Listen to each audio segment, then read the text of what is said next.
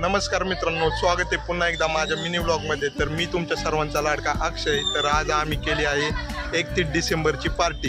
कारण 31 डिसेंबरला आहे एकादशी, त्यामुळे आज होता संडे, त्यामुळे आम्ही आजच पार्टी करायचं ठरवलं आहे. तर पाहू शकता हा कोण आला आहे.